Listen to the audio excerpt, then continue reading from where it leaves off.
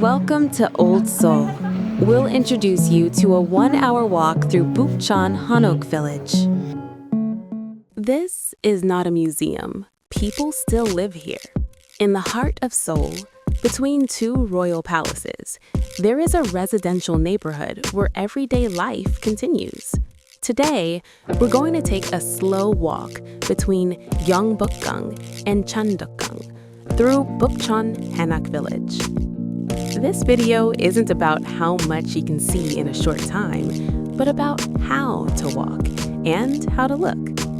Let's walk together the most basic 1-hour walking route in Bukchon. The name Bukchon literally means the northern village of the capital. During the Joseon dynasty, this area was home to people who moved between the two palaces. Over time, it expanded into a residential neighborhood of Hanok houses for ordinary citizens.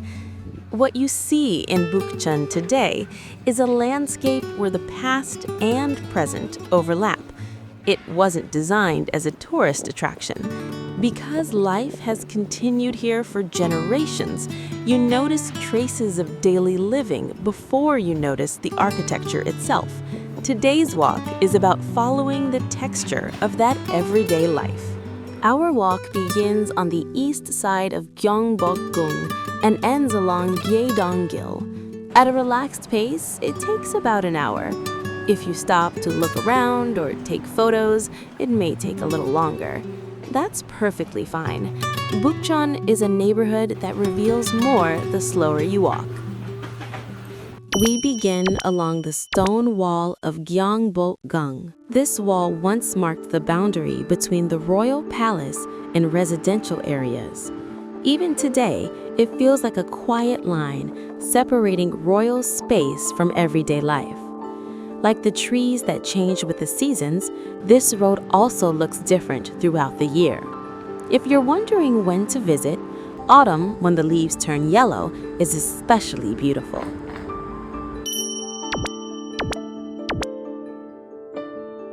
As you follow the stone wall, you'll notice a moment when the atmosphere changes.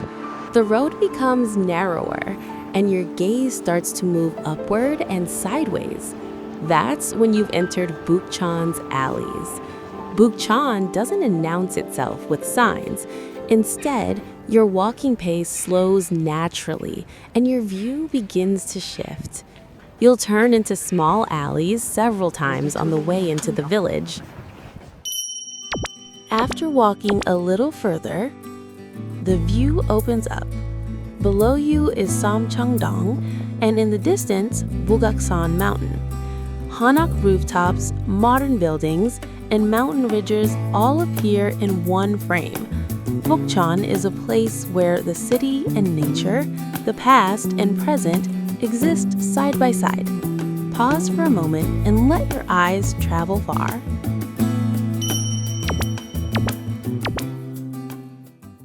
Now you're fully inside the Hanok alleys of Bukchon.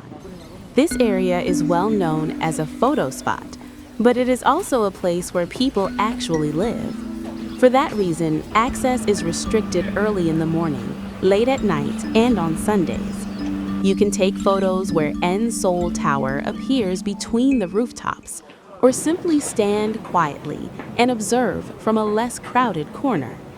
Notice the slope of the alleys, the lines of the roofs, and how the layers of the city overlap in the distance.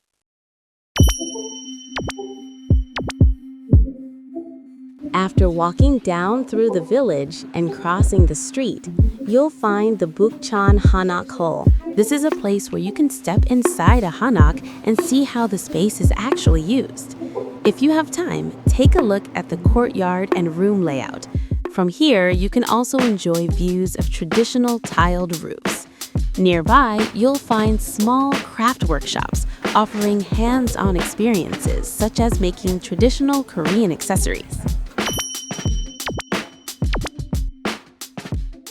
Leaving the Bukchon Hanok Hall and heading toward Jungang High School, you'll reach Gyeongdong-gil.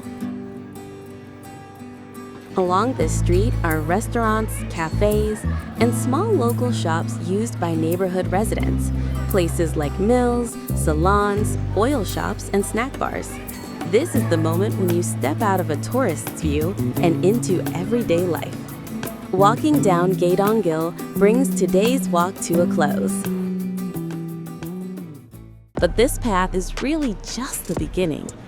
Why did Bukchon form here? And why do people still live here today? In the next video, we'll explore Bukchon a little more deeply.